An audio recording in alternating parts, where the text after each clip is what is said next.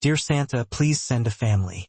She was just a small girl holding a chewed-up pencil and a vast, silent wish, observing the procession of happy goodbyes as other children departed the orphanage one by one. Hope was her constant companion, always lingering, always whispering that her turn would come, that someone would surely arrive for her, too. But when her carefully written letter accidentally found its way onto the immense, sterile mahogany desk of a cold, lonely billionaire burdened by a past he fought daily to bury, her simple, heartbreaking plea ignited a spark, a profound and unexpected change that would forever alter the trajectory of both their lives. Hello, family. Welcome to True Life Stories. Please subscribe and leave a like for us. Your support means the entire world to our team. Also, we'd be grateful if you shared this video with your friends and loved ones, and don't forget to turn on post notifications so you won't miss any future videos from us. Thank you for your support. Now, sit back and relax as we dive deep into the heart of this extraordinary story. Snow fell gently outside the panes rimed with thick silver frost that edged the windows of Everhope Orphanage, wrapping the world in a mantle of silent white.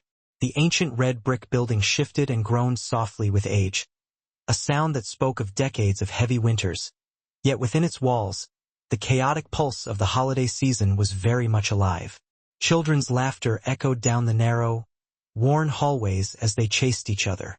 Garlands, hastily secured over doorways with mismatched strips of tape, sagged a little, and a proudly crooked Christmas tree stood centered in the common room, weighted down with meticulously handmade paper ornaments, long loops of stringed popcorn, and flickering colored lights that hummed softly.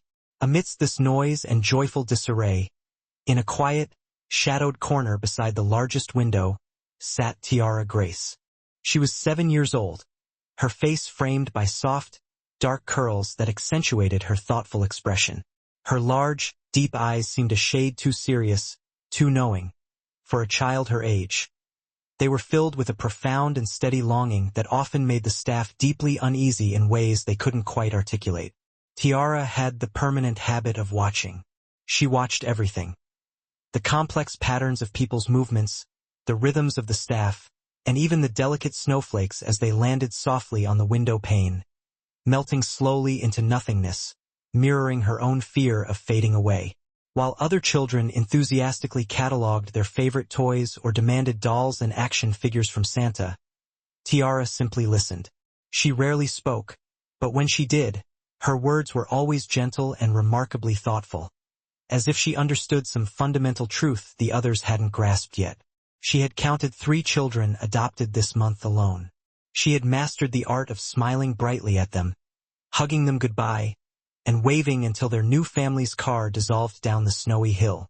But every single night, long after the hallway lights were dimmed, she would whisper the same solitary, aching question into the darkness above her top bunk. Why not me? That night, while the younger children were thoroughly preoccupied with decorating a massive batch of sugar cookies in the dining hall, Tiara quietly slipped away. She climbed the steep, narrow steps leading up to the reading nook located at the far end of the orphanage's drafty attic level. This was her private sanctuary, where she kept her tiny, worn notebook and her cherished, chewed-up pencil hidden beneath a loose floorboard. She sat cross-legged beside the window, watching the street lamps below cast ethereal, glowing halos in the falling snow, and carefully opened the notebook to a fresh, clean page. She didn't know much about Santa Claus, only the second-hand stories passed down by the older children. She had never been taken to the mall to sit on his lap. She had never had a stocking hung specifically for her hearth. But she believed in him, believed in the concept of pure, unadulterated magic, with the absolute certainty that only someone truly alone can summon. Her small hand trembled slightly as she began to write. Her cursive was deliberate and careful, executed exactly the way Miss Hattie had patiently taught them. She paused frequently between sentences, biting her lip, erasing words and rewriting them with meticulous, quiet care. Dear Santa, I don't want toys or candy or anything shiny. All I want for Christmas this year is a family. A real family who will lovingly tuck me in every night and hold my hand when we walk, and maybe, just maybe, make perfect, fluffy pancakes on Sunday mornings. I solemnly promise I'll be good and help them find something to smile about every single day. I know how to read and set the table neatly, and I don't cry much anymore. Please, if you have the power, send me a mom or a dad or both. Love, Tiara Grace. She stared at the letter for a long, silent time after finishing the last period. Then, taking a deep, fortifying breath, she folded it into a meticulous square, tucking it inside a plain white envelope. She didn't have a stamp, but she instinctively knew Santa didn't require postal service. The next morning, while the majority of the children were buzzing with excited preparations for the big Christmas party, Tiara made her way to the staff kitchen and approached Miss Hattie. Miss Hattie was a tall woman, built with a soft, comforting belly and eyes that seemed to see too much of the world's pain, yet judged absolutely nothing. She was stirring a large pot of simmering hot cocoa when Tiara gently tugged at her sweater sleeve. Miss Hattie. Tiara held out the envelope, her small offering. Can you send this for me? It's for Santa. Miss Hattie smiled warmly down at her and accepted the envelope with gentle fingers, pausing to brush a stray curl away from Tiara's forehead. She did not pry or ask any questions. Of course, sweetheart. I'll make absolutely sure it goes out with today's mail. Tiara gave a small but genuine smile and walked back to the growing festive noise. Miss Hattie looked at the envelope again before slipping it securely into her coat pocket. No return address was listed, just a single softly penciled name, Tiara Grace. An unexplained ache settled deep in her chest as she folded it into the stack of outgoing institutional letters. What Miss Hattie couldn't possibly know, and what Tiara could never have dreamed of, was that this specific letter would not embark on a journey to the mystical North Pole. It was instead destined for an entirely different location, a place that would rewrite her life forever. In a gleaming, monolithic tower of steel and glass that pierced the upper reaches of the Manhattan skyline, the world mistakenly believed Nicholas Williams was a man who possessed everything. The Williams name was perpetually listed at the very top of global fortune lists, carved into the marble of buildings, stamped onto gold-lettered corporate contracts, and whispered with equal parts reverence and fear in every major boardroom across the world. His immense empire, Williams Holdings, spanned vast sectors, high-end real estate, cutting-edge tech, and powerful private equity funds. His net worth, according to the glossy magazines, was simply incalculable. And yet, Nicholas Williams had never in his life felt poorer.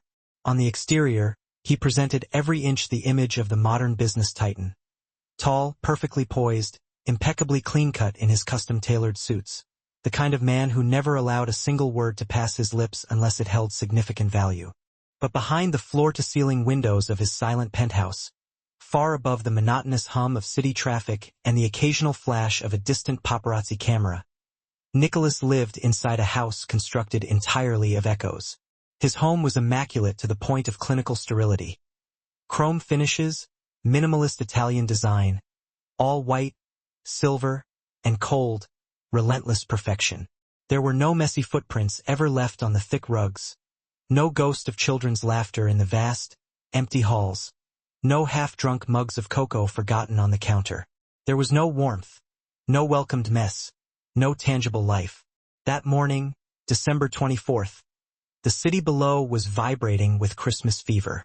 Car horns blared cheerful tunes, street vendors aggressively sold hot roasted nuts, and synthesized holiday music floated up from the sidewalks.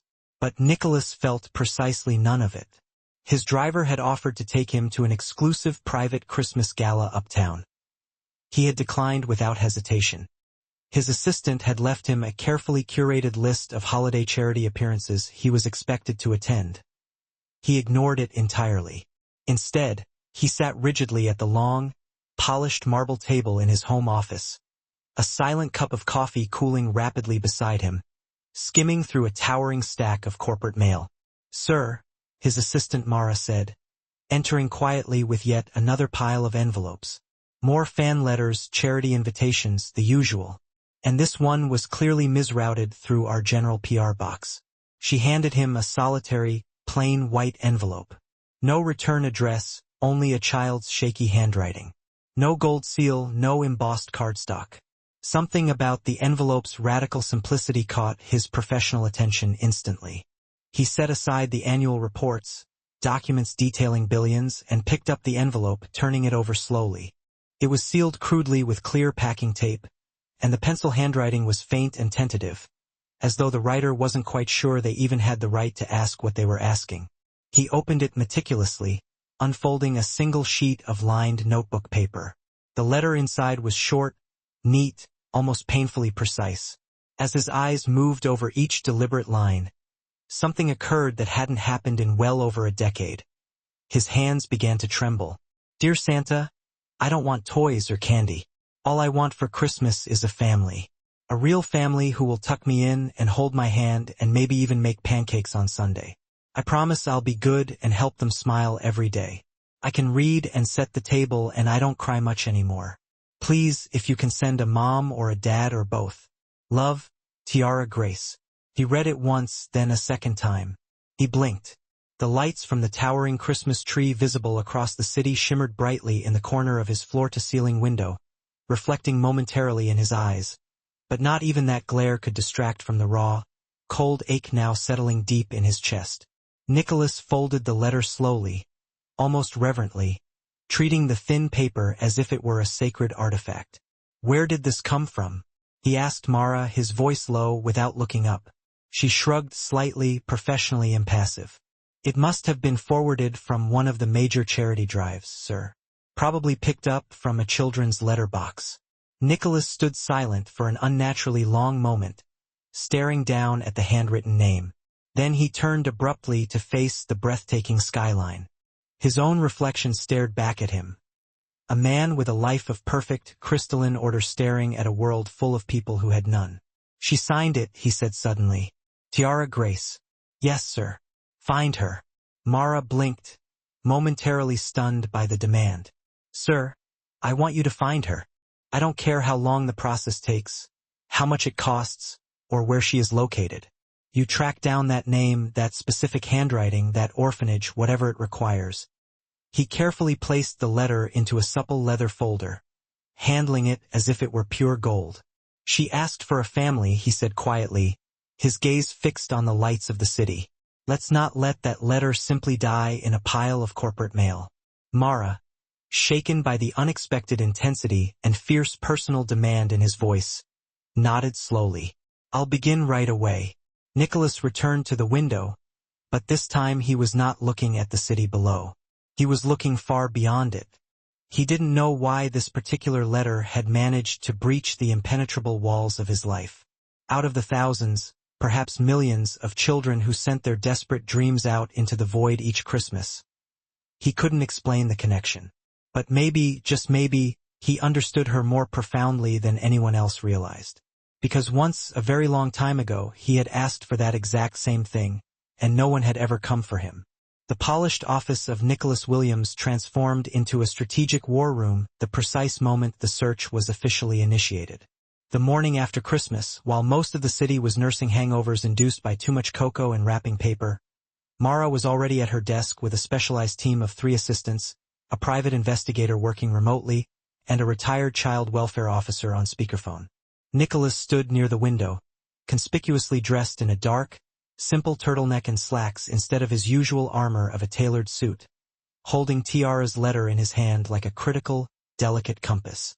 His usual steel-cold, untouchable demeanor had begun to thaw, shifting into something entirely new. Not soft, precisely, but undeniably deeply human. "Start with national adoption registries," he commanded. "Check handwriting samples and the name. Match it to any active orphan files." "She didn't list a city," Mara reminded him gently, reviewing her notes. "She mentioned pancakes on Sunday. That detail is critical.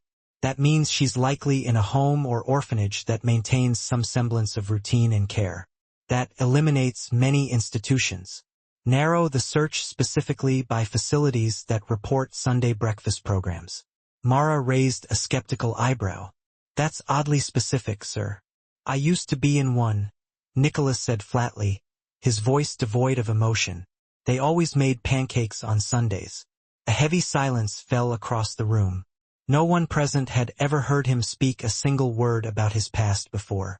Nicholas Williams, The man many simply assumed had inherited vast, old-world wealth or grown up behind ivy-covered estate gates, had rarely, if ever, revealed anything about the boy he used to be, the boy who once stared out frost-covered windows and prayed desperately to be seen. Now, that boy had resurfaced, demanding attention. Over the course of the next 48 hours, calls were placed, immense databases were scoured, and urgent emails were dispatched to orphanages and foster homes across 3 separate states. Mara worked until her voice was raw and hoarse. Nicholas barely slept at all. Tiara's name eventually showed up twice in the state of Vermont. One lead was quickly dismissed as a false match, but the second, Everhope Orphanage, pinged with compelling promise. A file listed a girl named Tiara Grace, age 7, who had been living there for nearly 2 years. The description noted, small, quiet, exceedingly well-behaved, with no pending adoptions, and sadly, no living relatives. Bingo! Nicholas stared down at the digital file Mara slid across his desk. It wasn't much, just a scanned intake form, a slightly grainy photo taken over a year ago, and a short, concise description. Kind, introverted, very bright, sensitive, no behavior issues. He looked intently at the photograph. A tiny girl with curious, observant eyes and a hesitant, fragile smile. Something unfamiliar and sharp clutched at his chest. It wasn't pity he felt. It was immediate, profound recognition. He closed the laptop screen slowly. I'm going there, he announced. Should I arrange a formal visit? Mara asked, shifting into scheduling mode. Notify the staff? Schedule a preliminary meeting? No, Nicholas said, already standing. No press, no ceremony, no advance notice. Just let me go. 3 days after Christmas, Nicholas drove himself to Vermont in a nondescript rented SUV. The long drive was quiet and meditative, winding through snowy highways and tiny, picturesque towns still heavily dressed in festive fairy lights. With every mile he traveled farther from the cold concrete and demands of the city. The monumental weight of his life seemed to fall away. Meetings, investors, impossible deadlines, none of it mattered right now. When he finally turned onto the deeply rutted gravel road that led to Everhope Orphanage, he felt something entirely unfamiliar settle in his stomach. Nervousness. The building came into full view. A large, stately red brick manor that looked exactly like it had been pulled directly from a vintage Christmas card, complete with dark ivy crawling up its worn sides and a gentle plume of smoke puffing calmly from its main chimney. Children were running in the snowy front yard, their joyful laughter sharp and clear in the cold air. A proud army of snowmen stood near the fence line, guarded by their twig arms. Nicholas parked the SUV, stepped out, and took a long, deep moment to breathe in the sharp Vermont air. It bit fiercely at his exposed skin, but he didn't flinch. He walked to the heavy front door and rang the bell. It was opened by a tall woman in a thick, practical cardigan and a messy, practical bun. She had deep laugh lines etched around her eyes and held a clipboard tightly in one hand. She looked Nicholas up and down, her eyebrows rising slightly at the sight of his immaculate cashmere coat and expensive Italian boots. "Can I help you?" "I hope so," Nicholas said. "My name is Nicholas Williams. I believe a letter from one of your children mistakenly reached me." Miss Hattie blinked hard. Then her hand flew dramatically to her mouth. "Oh my God, you're that Nicholas Williams." "Yes." She stepped slowly aside, ushering him in. "Come in. I think you absolutely need to meet someone." The hallway smelled simultaneously of cinnamon and comforting old books. Children's amateur drawings lined the walls. Stick figures, misshapen stars, lopsided hearts. Nicholas walked slowly, his eyes scanning every detail, until he reached a corner playroom flooded with afternoon light. There she was, Tiara Grace. She sat cross-legged on the floor with a small group of younger children, meticulously braiding yarn into the brightly colored mane of a cardboard unicorn. Her hair was pulled back into a puff of curls. She was humming softly to herself, completely oblivious to his presence. "Tiara," Miss Hattie said gently, stepping just inside the room. "You have a visitor." Tiara looked up. Their eyes met. It was a strange, suspended moment, longer than a simple glance, shorter than a conversation, but something profound passed silently between them. Curiosity, a sense of calm, an instant, subtle familiarity. Nicholas knelt down slowly so he wouldn't visually tower over her. "Hi," he said softly. Tiara didn't speak, but she didn't look afraid, either. She looked at him with the same cautious intensity she used when examining a snowflake, carefully, as if trying to understand the fundamental material he was made of. Nicholas reached into his coat pocket and pulled out the plain white envelope. "I got your letter," he said. Tiara blinked. Then her eyes widened hugely in dawning disbelief. "You're Santa," she whispered. A small, almost sad smile tugged at his lips. "No, but maybe. I work for him." She tilted her head, processing this revelation. "Are you here to take someone home?" she asked, her voice careful, not quite daring to let herself hope yet. He looked at her, really looked at her, and the words came out before he could stop the raw emotion.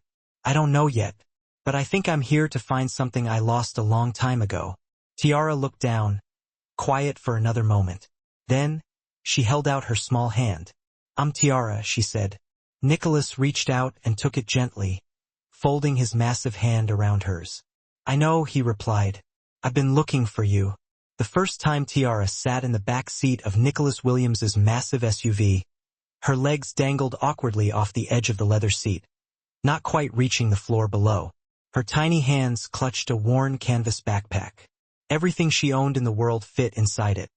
2 shirts, a pair of thin pajamas, a storybook missing its final few pages, and a faded, beloved stuffed rabbit named Thimble. Nicholas sat behind the steering wheel, glancing at her through the rearview mirror every few minutes, entirely unsure if he should attempt conversation or simply let the massive moment breathe. Tiara, for her part, stared fixedly out the window with wide, glassy eyes, silently watching the snowy trees flash past in dizzying succession. She had said goodbye to ever hope without shedding a single tear. She had hugged Miss Hattie tightly and waved courageously to the cluster of children gathered at the door. But now that the car was in motion and the orphanage was quickly diminishing into a distant speck behind her, her grip on Thimble tightened until her knuckles were white. After a long, winding silence, she finally spoke. "Is your house quiet?" Nicholas hesitated, thinking of the echo chamber he called home. "It was," he said, meeting her eyes in the mirror. "Before you." She glanced up at the mirror and held his gaze. "Do you live alone?" "I did," he replied with a faint, unfamiliar smile. "Not anymore." Tiara didn't smile yet, but she nodded gravely, as though this was the correct and necessary answer to a complex written test she had composed entirely in her own head. When they finally reached the city, the world changed instantly. The snow was still present, but now it sparkled maniacally under the overwhelming glow of endless, artificial lights. Tiara pressed her nose hard against the window, trying to absorb every flashing billboard, every meticulously decorated storefront, every plume of steam rising from the street grates like something magical and dangerous. When the SUV pulled into an immaculate underground garage beneath the towering high-rise, she leaned back deep into her seat. The elevator ride upward was impossibly fast, too fast, and her ears popped painfully. She reached up and rubbed them with her free hand, not saying anything about the discomfort. Nicholas stepped out first and held the elevator door for her. She hesitated for just a second, then stepped tentatively forward. His penthouse was nothing like she had vaguely expected. It was enormous, yes, but overwhelmingly silent. The ceilings soared high overhead and the furniture looked intimidatingly expensive, as though it belonged sealed away in a museum. Glass, marble, silver. It gleamed with cold perfection, but there were no toys scattered, no photos of faces, no cozy blankets casually draped over the couches. It was undeniably beautiful, but it was profoundly cold. Tiara took a few small steps inside, then stopped dead. Nicholas closed the immense steel door quietly behind them. "This is your home now," he said. Tiara turned slowly, surveying the space. "Can I walk on the carpet?" He blinked, momentarily thrown. "Of course." She immediately kicked off her well-worn shoes and padded quietly across the thick white rug. Then, after another pause, She sat down cross-legged right in the middle of it and began the solemn process of unpacking Thimble from her backpack. Nicholas watched her from a few feet away, completely unsure of what to do next. He had successfully closed billion-dollar deals. He had negotiated face-to-face with volatile world leaders. But right now, he had absolutely no idea what the next 5 minutes were supposed to look like. "I don't have a room yet, do I?" Tiara asked softly, not accusing, just calmly stating a fact. "No," he admitted. "But you will. I wanted you to help me choose it. We can decorate it however you want." Completely. She looked at him, still uncertain. Even with stars?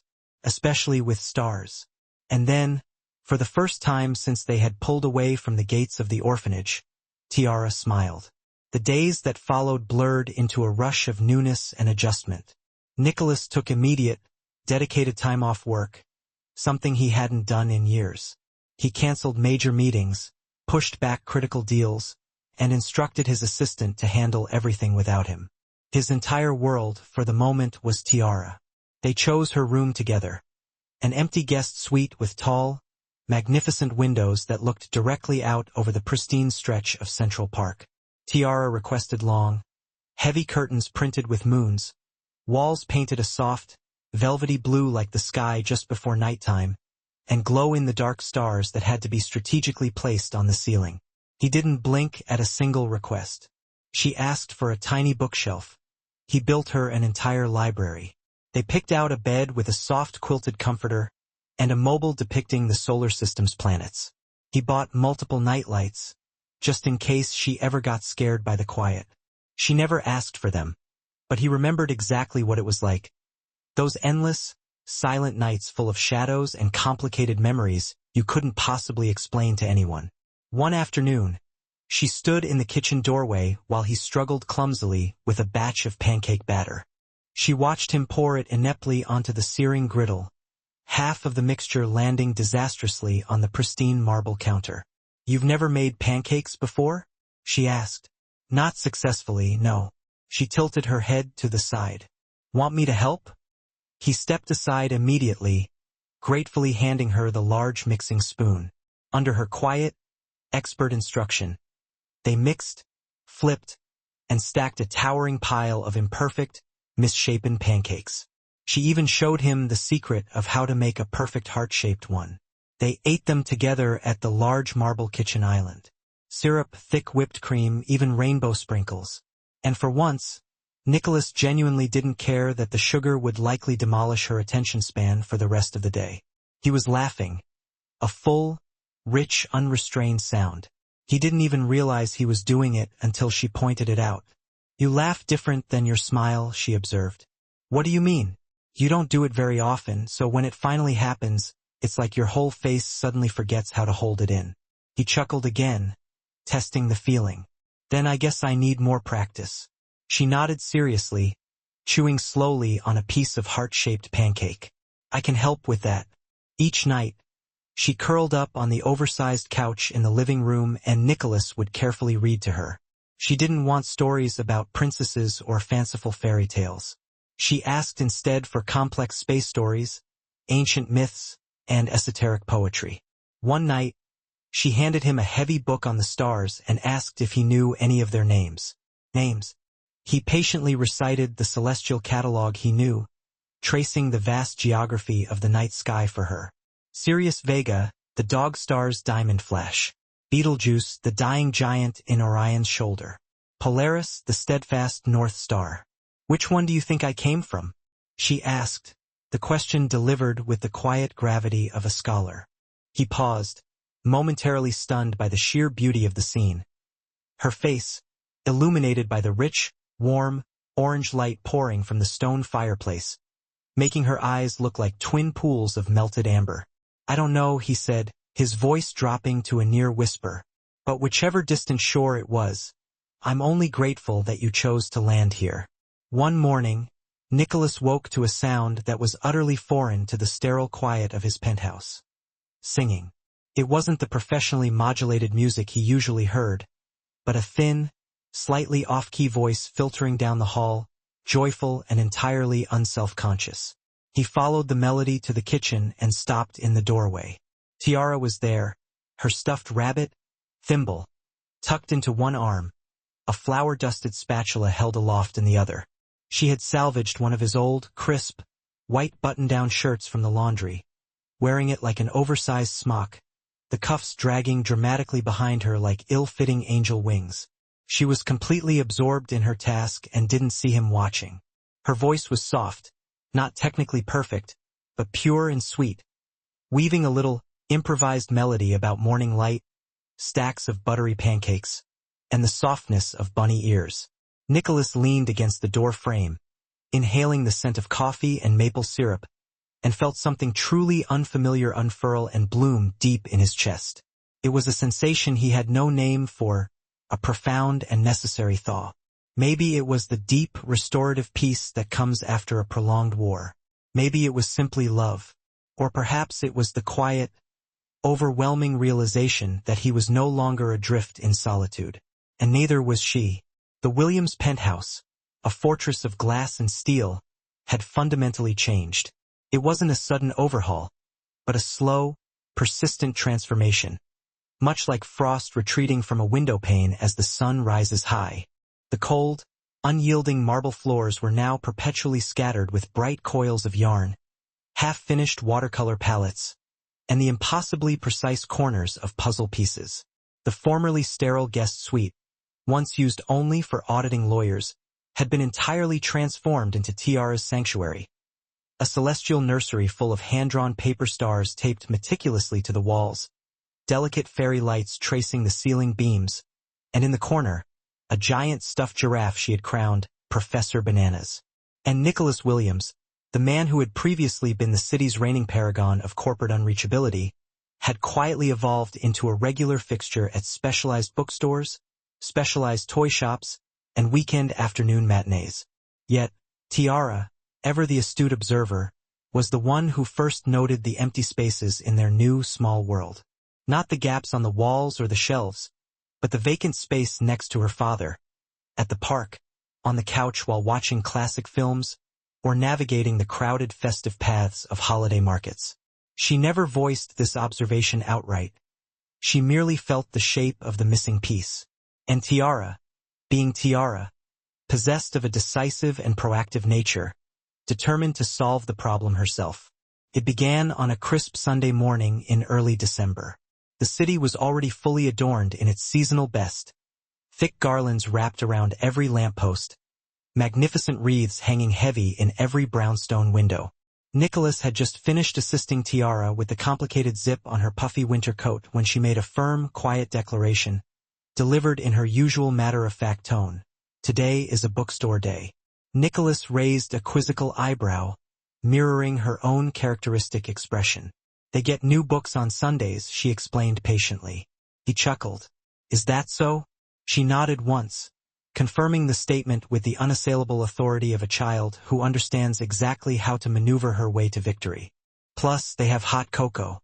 Nicholas slipped into his own tailored coat, admitting defeat instantly. Well, in that case, the bookstore was nestled in a quiet, forgotten corner of the West Village. It was not flashy or aggressively modern. It was the kind of shop that seemed to defy the concept of time.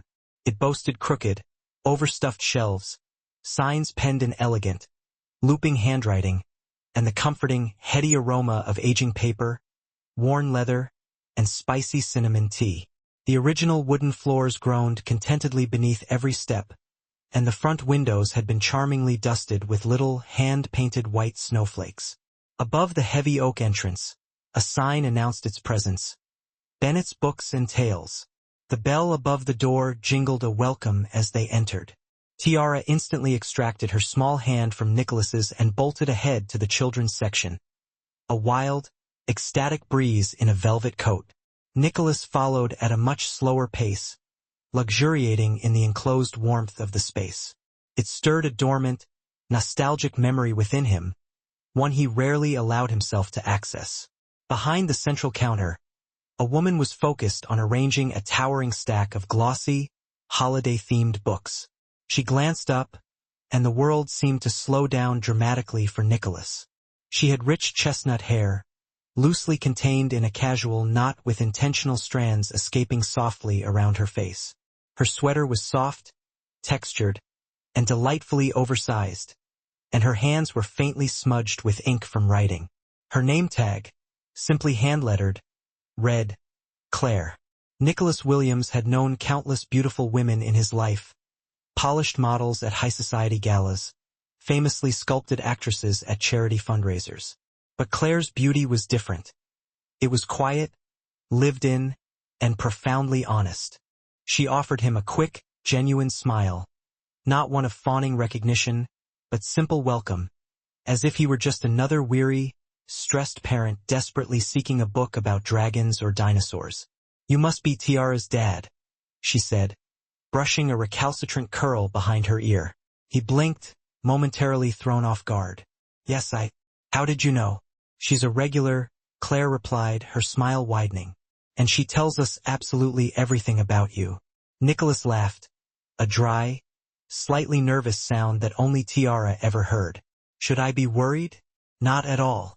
According to her, you make the best pancakes in the entire city and never, ever let her win at chess." "Both are true," he admitted readily. Claire extended a hand across the counter, not stiff or formal, but warm and inviting. "Claire Bennett." "Nicholas," he replied, shaking her hand firmly. "Williams." Her eyebrows lifted slightly in a brief, telling gesture of recognition, but her tone and calm posture remained entirely unchanged. "Like the buildings?" "Unfortunately." She tilted her head, amused. "You don't seem unfortunate at all." He found himself smiling, a genuine, unguarded curve of the lips. "You don't know me yet, but Tiara does," she countered, "and she speaks very highly of you." Over the next few weeks, the Sunday bookstore visit solidified into a sacred, non-negotiable family tradition. Tiara insisted on attending Claire's storytime sessions, even though they were geared primarily toward younger toddlers. She would sit cross-legged right at the front, listening with her characteristic quiet intensity as Claire read picture books, utilizing expressive voices that somehow made the printed words sparkle. Sometimes Nicholas retreated to the back with a strong coffee, merely watching the way the soft light illuminated Tiara's rapt face whenever Claire spoke. Other times, emboldened by the cozy atmosphere, he joined them on the worn rug, allowing Claire to hand him a book or a fuzzy animal puppet, participating fully in the invented worlds of the stories. Claire never treated him like a billionaire CEO. She teased him mercilessly when he flubbed a character's voice. She rolled her eyes with delightful familiarity when he protested that he couldn't possibly draw during illustration hour, then simply handed him a fat crayon and commanded him to do it anyway. She saw straight through the impeccably tailored suit and the formidable reputation, demanding that the real, slightly awkward man underneath participate. It unnerved him profoundly, but in the most exciting, exhilarating way. One afternoon, as they were preparing to close the shop, Claire presented Tiara with a magnificent cup of hot cocoa, expertly topped with a towering architecture of whipped cream. Tiara accepted it as if it were a ceremonial gift. Then, holding the precious mug, she turned to Nicholas and handed him an identical second cup. "I made it," she announced proudly, "with Miss Claire." Nicholas looked down at the steaming, aromatic cup, then back to his daughter. "And what do I owe for this truly fine beverage?" Tiara raised an eyebrow, an exact, uncanny replica of his own expression, and replied simply, "You have to ask her out." He nearly choked on his breath. Claire erupted in laughter, instantly covering her mouth with her hand, though her cheeks were blazing pink. Nicholas rounded on his daughter, trying to appear stern. "You've been watching too many Hallmark movies." "I don't watch TV," she replied with devastating calm. "I read." "She's ruthless," Claire gasped, still shaking with suppressed laughter. "She's a Williams," Nicholas muttered, taking a cautious sip of the cocoa. It was predictably perfect. Hot, rich, and sweet, just like the moment itself. After that fateful cocoa ultimatum, they began seeing each other outside the protective confines of the bookstore. Nicholas invited Claire to a surprisingly elegant dinner. She, in return, invited him and Tiara to her cozy, book-filled apartment situated right above the shop. where she served Nicholas the absolute worst lasagna he had ever encountered. She laughed so hard at his genuinely horrified reaction that she almost tumbled off her kitchen stool. He told her about the fragmented years he spent growing up in foster care. She confided in him about losing her father at a young age and how books had become her lifeline and salvation. They spoke for hours about Tiara, about the complications of life, and about the quiet, difficult work required to build something truly authentic. Sometimes they didn't speak at all. They would just sit comfortably side by side on the couch while Tiara painted abstract galaxies on oversized paper or drifted asleep with Thimble nestled in her arms. It wasn't the flawless, airbrushed perfection Nicholas was used to. It was better. It was real. One night, after they had escorted Claire home and were walking the short, snow-dusted block back to the town car, Tiara reached up and instinctively took Nicholas's hand. "You like her?" she said softly. He looked down at the top of her head, already knowing the next question. "I do. She likes you back." "I know." There was a weighted pause, the rhythm of their steps the only sound. "Can she be my mom?" Nicholas stopped walking abruptly. His throat constricted painfully. He gently knelt down so they were eye to eye, carefully brushing a curl of hair from her forehead. "Do you want her to be?" Tiara nodded, her eyes impossibly bright in the dim street light. "Then maybe we'll ask her together." She threw her arms around his neck, hugging him with a ferocity that threatened to topple them both, and whispered into his shoulder, "Best cocoa ever." The snow was falling gently and deliberately on the town of Everhope again, just as it had 2 years earlier when Tiara Grace had first pressed her tiny hands against the window pane and mailed her desperate letter to Santa. But this year, the old orphanage looked strikingly different. It wasn't just because the exterior paint had been meticulously redone, or the sagging roof finally repaired, or that the garden which once lay barren now brimmed with color, even under the soft blanket of snow. The real difference was inside. The halls were now lined with new, vibrant books, thick, warm blankets, soft, reassuring lights, and a pervasive feeling no one could quite name but everyone could sense. It was hope, freshly stitched into the very foundation of the walls. The sign out front had also been replaced. It had once read simply, Everhope Orphanage, faded and peeling. Now it stood proud and polished. Everhope Children's Home with Love, the Williams family. Below it, etched into a smaller, accompanying plaque, were the words, Tiara's Hope Wing, for those still waiting for their family. Inside, the staff bustled excitedly around the dining room, setting up for a very special Christmas Eve dinner.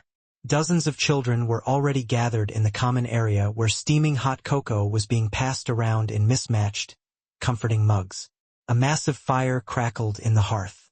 The same old, sturdy tree stood proudly in the center of the room, but this time it was laden with glittering ornaments and tiny gift tags, each bearing a child's name written in gold ink.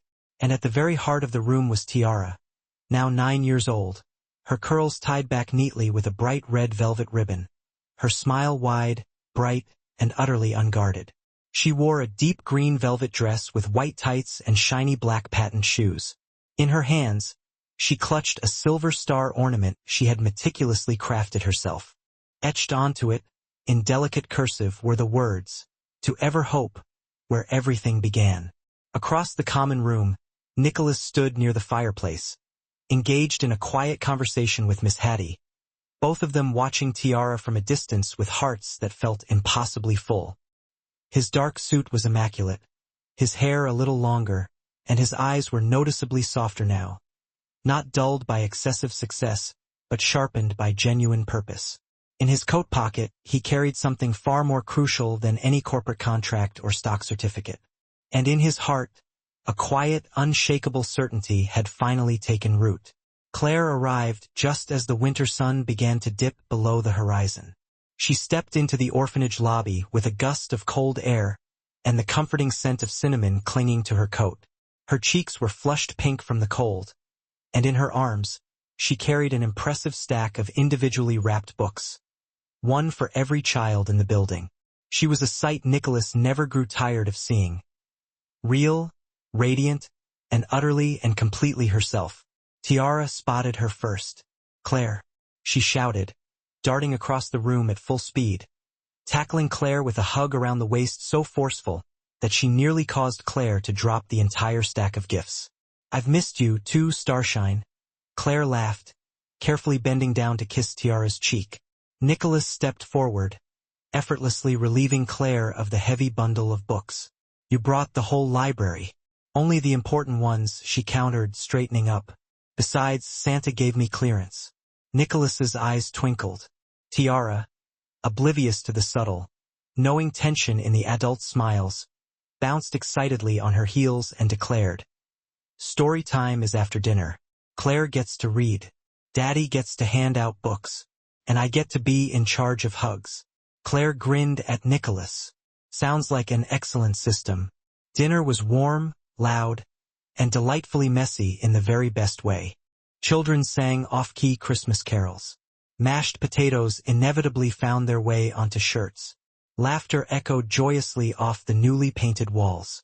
Nicholas sat beside Claire and Tiara at the long, communal table, passing heavy plates and pouring sparkling apple cider. At one point, Tiara leaned in confidentially between them and stated very matter-of-factly, "You two are sitting very close." Nicholas instantly choked on his drink. Claire smoothly cleared her throat and raised an expertly arched eyebrow. "And what's your point, Miss Tiara?" "I'm just saying," Tiara said with a casual, practiced shrug. "You sit like people who are in love." Claire immediately glanced at Nicholas. Nicholas glanced back. Neither one uttered a single defensive word, but the profound sparkle in Tiara's eyes confirmed that she already knew everything she needed to know. After dinner, the children were gathered in a large, expectant circle near the fire. Claire read from a well-worn, much-loved copy of The Velveteen Rabbit, her voice soft yet animated, casting a beautiful kind of magic into the room with every spoken sentence. Nicholas stood subtly behind the crowd, watching her. Watching Tiara leaning trustingly against Claire's shoulder, watching every single piece of this unexpected picture coalesce like the perfect final page of a story he never realized he had been writing. When the story reached its conclusion and the room erupted in a storm of happy applause and scattered laughter, Nicholas cleared his throat loudly. He stepped forward, holding something small and significant in his hand. The silver, star-shaped ornament Tiara had made. "Before we finish tonight," he announced, his voice carrying surprising authority, "I'd like to share something." The room quieted instantly. He turned to face Claire, his gaze intensely focused. "This place means something essential to all of us. For some, it's where they are still waiting. For others, like me and profoundly like Tiara, it's where everything began." Claire looked up at him, her lips slightly parted, her eyes already shimmering with unshed tears. Nicholas knelt immediately in front of her, entirely ignoring the immediate, loud gasps and surprised giggles from the surrounding children. He carefully opened the star ornament. Inside, nestled gently in a small velvet lining, was a ring. It was simple, elegant, and glowed with a quiet, certain promise. "Claire Bennett," he said, his voice steady despite the intense rush of emotion. "You have brought love into our lives in ways I honestly didn't know were possible. You have made our world warmer, brighter, and absolutely more real." He turned for a brief, emotional moment to look at Tiara, who was now covering her mouth with both hands, her eyes wide as twin moons. Nicholas returned his gaze to Claire. "We are already a family," he finished, "but I want to make it irrevocably official. Will you marry me and be our home forever?" The room held its breath in total silence. Claire's hand flew to her mouth, her eyes instantly filled with tears. And then, without a millisecond of hesitation, she nodded vehemently through them. "Yes," she whispered, the word thick with emotion. "Yes, 1,000 times, yes." Nicholas slipped the ring smoothly onto her finger, and Tiara let out a squeal so loud and triumphant that it genuinely startled several of the younger kids. She launched herself immediately into Claire's lap and Nicholas's arms at the exact same moment, wrapping them both in the most chaotic, beautiful, and wonderful hug in the world. "I knew it," she shouted, her voice ringing with vindication. "I knew Santa was still listening." Later that night, As the snow continued its gentle, silent descent and the last of the cocoa had been consumed, Nicholas, Claire, and Tiara stood outside together beneath the orphanage's newly glowing sign. Tiara securely held both their hands, linking them physically. Above them, the familiar winter stars blinked quietly. Nicholas looked down first at the small girl who had changed the entire trajectory of his life, who had written a letter with a fragmented heart and unknowingly delivered it straight into his own, and then looked at the radiant woman who had helped him finally heal. No one felt the need to speak. They didn't have to. The peaceful sky, the soft snow, and the warm, golden light spilling from the windows behind them communicated everything necessary. They were no longer missing anything essential. They were irrevocably, beautifully, a family. The wedding was not a spectacle. It could easily have been, as Nicholas Williams could have secured a historic castle, hired a world-renowned orchestra, flown in celebrity chefs, and held a ceremony broadcast across continents. But he wanted none of that manufactured grandiosity. Neither did Claire. Instead, they chose the familiar, snowy expanse of Central Park, the very same stretch where Nicholas had once walked in profound solitude before Tiara had crashed into his life. Now, that silent space held a different kind of stillness, not empty, but gloriously full. Soft, fresh snow coated the venerable trees, branches dipped in white lace, and delicate lanterns hung between the trunks, flickering like captured distant stars. A small, organic arch made of ivy and pine cones stood gracefully at the center clearing. A string quartet played softly, a melody of quiet reverence. The guest list was intentionally short. Friends who had become family from the bookstore, a few of Nicholas's trusted senior staff, Miss Hattie, and several children from Ever Hope, bundled cheerfully in scarves and mittens, clutching handfuls of handmade confetti in their tiny fingers. Tiara stood proudly between them, wearing a shimmering silver dress and a small tiara of frosted baby's breath nestled in her curls. She had insisted on serving the dual role of both flower girl and ring bearer. Claire wore a gown of rich cream and lace, simple and utterly timeless, with a gossamer veil that fluttered like a whisper in the cold winter breeze. Nicholas, standing tall in a dark charcoal suit and a midnight blue tie, looked nothing like the fiercely guarded man who had once existed alone in a silent penthouse. As Claire walked toward him, guided by no one but the certainty of her own heart, their eyes never once disconnected. The outside world faded instantly, the music, the snow, the quiet coughs of the bundled children, until it was only the two of them, standing at the end of everything they had individually been, and the absolute beginning of everything they had forged together. The officiant kept the ceremony refreshingly brief, per Tiara's specific request. "It's too cold for long speeches," she had declared firmly. "They can say all the mushy stuff later." But there was time for one essential promise.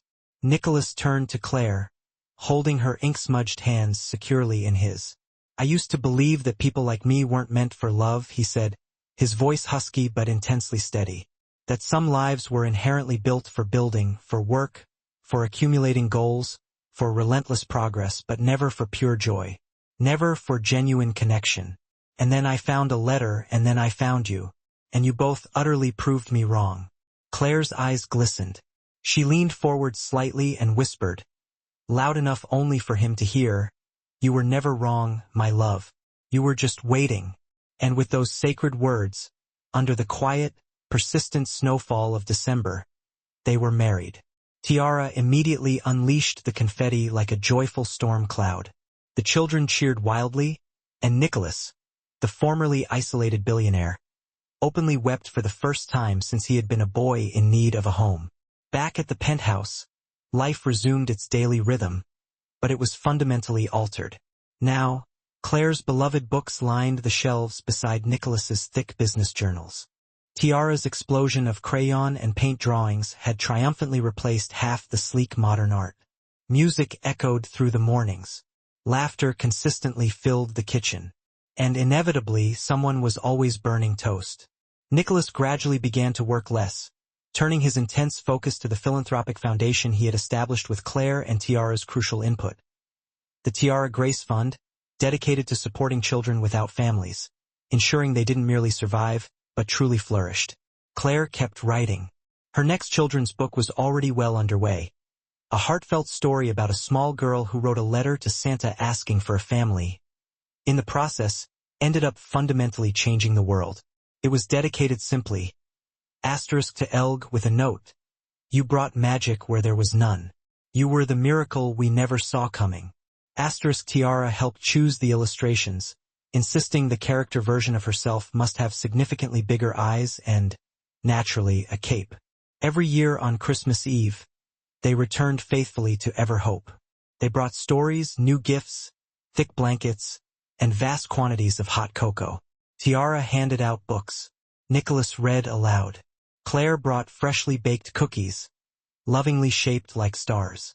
And every year, after the laughter had subsided and the children had been tucked into bed, Miss Hattie would walk quietly into the new library, the one funded and designed by Nicholas and proudly decorated by Tiara, and find them sitting together on the couch, watching the fire's dying embers. One year, Tiara asked if they could hang her original letter to Santa above the hearth. It was framed with meticulous care, the paper still slightly wrinkled from her tiny hands, the words still faintly faded. And beneath it, etched in Nicholas's elegant, formal handwriting, was a new note he had added. Dear Tiara, Santa heard you. Love, Dad. The years passed smoothly, but the cherished traditions remained. Tiara grew into a fiercely intelligent, brilliant young woman with an enormous heart and a sharp, inherited wit. She never stopped believing in the magic of stars or the power of Santa, even when she eventually outgrew picture books and bunny pajamas, because she understood that magic was profoundly real. Not the kind involving wands or flying reindeer or elusive elves, but the kind that resides in quiet hope, in the fragility of a handwritten letter, and in the sheer grace of people who show up when they don't strictly have to. The kind of magic that takes a solitary little girl with no family and places her name firmly in the heart of a man who didn't know how desperate he was until she found him.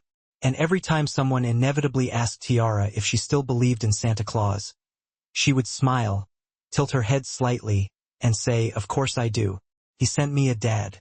And then he sent him a wife. That sounds exactly like Santa to me."